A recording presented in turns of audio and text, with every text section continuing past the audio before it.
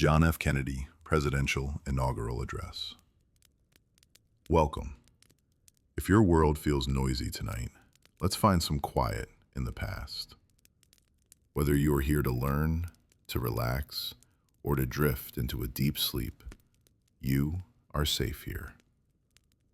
Let's take a breath and let history do the rest. I want you to imagine the biting cold of a January morning. It is 1961. Washington, D.C. is covered in a blanket of fresh white snow. The air is crisp, freezing, and still.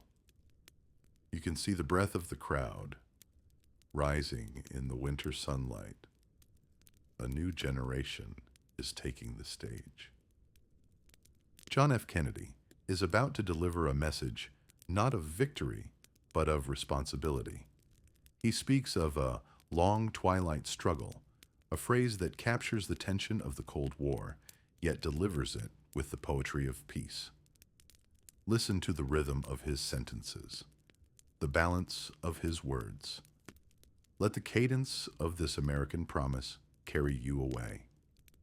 Here is the 35th President. Vice President Johnson, Mr. Speaker, Mr. Chief Justice, President Eisenhower, Vice President Nixon, President Truman, Reverend clergy, fellow citizens. We observe today not a victory of party, but a celebration of freedom, symbolizing an end as well as a beginning, signifying renewal as well as change. For I have sworn before you and Almighty God, the same solemn oath our forebears prescribed nearly a century and 3/4 ago. The world is very different now, for man holds in his mortal hands the power to abolish all forms of human poverty and all forms of human life. And yet the same revolutionary beliefs for which our forebears fought are still at issue around the globe. The belief that the rights of man come not from the generosity of the state, but from the hand of God. We dare not forget today that we are the heirs of that first revolution. Let the word go forth from this time and place to friend and foe alike, that the torch has been passed to a new generation of Americans, born in this century, tempered by war, disciplined by a hard and bitter peace, proud of our ancient heritage, and unwilling to witness or permit the slow undoing of those human rights to which this nation has always been committed, and to which we are committed today at home and around the world. Let every nation know, whether it wishes us well or ill, that we shall pay any price, bear any burden, meet any hardship, support any friend, oppose any foe, to assure the survival and the success of liberty. This much we pledge, and more. To those old allies whose cultural and spiritual origins we share, we pledge the loyalty of faithful friends. United, there is little we cannot do in a host of cooperative ventures. Divided, there is little we can do, for we dare not meet a powerful challenge at odds and split asunder. To those new states whom we welcome to the ranks of the free, we pledge our word that one form of colonial control shall not have passed away merely to be replaced by a far more iron tyranny. We shall not always expect to find them supporting our view, but we shall always hope to find them strongly supporting their own freedom, and to remember that in the past, those who foolishly sought power by riding the back of the tiger ended up inside.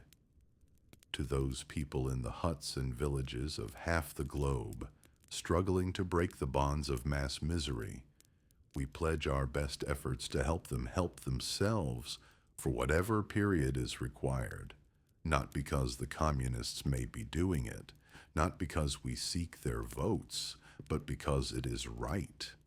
If a free society cannot help the many who are poor, it cannot save the few who are rich. To our sister republics south of our border, we offer a special pledge to convert our good words into good deeds in a new alliance for progress, to assist free men and free governments in casting off the chains of poverty. But this peaceful revolution of hope cannot become the prey of hostile powers. Let all our neighbors know that we shall join with them to oppose aggression or subversion anywhere in the Americas. And let every other power know that this hemisphere intends to remain the master of its own house. To that world assembly of sovereign states, the United Nations, our last best hope in an age where the instruments of war have far outpaced the instruments of peace, we renew our pledge of support to prevent it from becoming merely a forum for invective, to strengthen its shield of the new and the weak, and to enlarge the area in which its writ may run. Finally, to those nations who would make themselves our adversary, we offer not a pledge, but a request, that both sides begin anew the quest for peace before the dark powers of destruction unleashed by science engulf all humanity in planned or accidental self-destruction. We dare not tempt them with weakness, for only when our arms are sufficient beyond doubt can we be certain beyond doubt that they will never be employed.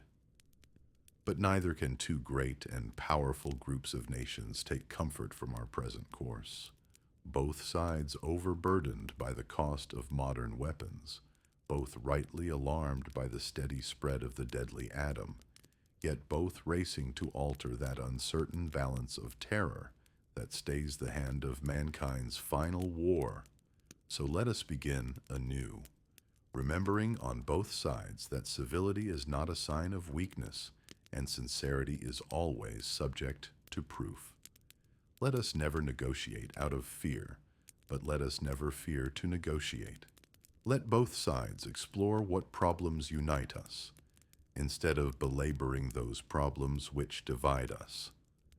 Let both sides, for the first time, formulate serious and precise proposals for the inspection and control of arms, and bring the absolute power to destroy other nations under the absolute control of all nations.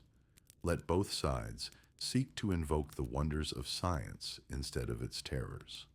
Together let us explore the stars, conquer the deserts, eradicate disease, tap the ocean depths, and encourage the arts and commerce. Let both sides unite to heed, in all corners of the earth, the command of Isaiah, to undo the heavy burdens and to let the oppressed go free. And if a beachhead of cooperation may push back the jungle of suspicion, let both sides join in creating a new endeavor, not a new balance of power, but a new world of law, where the strong are just, and the weak secure, and the peace preserved. All this will not be finished in the first 100 days, nor will it be finished in the first 1,000 days, nor in the life of this administration, nor even perhaps in our lifetime on this planet. But let us begin. In your hands, my fellow citizens, more than mine, will rest the final success or failure of our course. Since this country was founded, each generation of Americans has been summoned to give testimony to its national loyalty. The graves of young Americans who answered the call to service surround the globe. Now the trumpet summons us again, not as a call to bear arms, though arms we need, not as a call to battle, though embattled we are, but a call to bear the burden of a long twilight struggle, year in and year out, rejoicing in hope, patient in tribulation, a struggle against the common enemies of man, tyranny, poverty, disease, and war itself.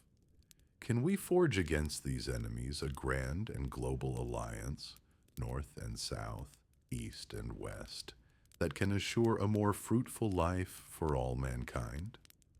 Will you join in that historic effort? In the long history of the world, only a few generations have been granted the role of defending freedom in its hour of maximum danger. I do not shrink from this responsibility. I welcome it. I do not believe that any of us would exchange places with any other people or any other generation.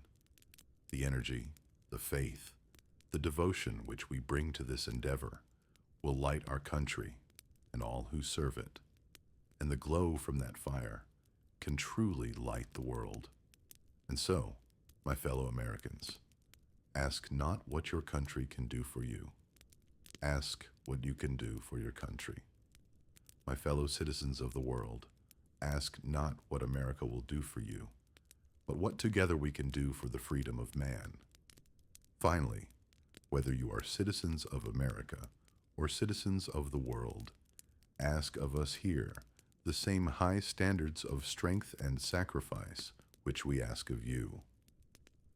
With a good conscience, our only sure reward, with history the final judge of our deeds, let us go forth to lead the land we love, asking his blessing and his help, but knowing that here on earth, God's work must truly be our own. And so, the words are spoken. The promise is made. Take a moment to let the weight of that message settle, and then let it float away. You have witnessed history. Now, you have earned your rest. The crowd is gone. The city is quiet. There is only the cold wind and the warmth of the fire. You are safe. Let the sounds carry you. Until morning. Good night.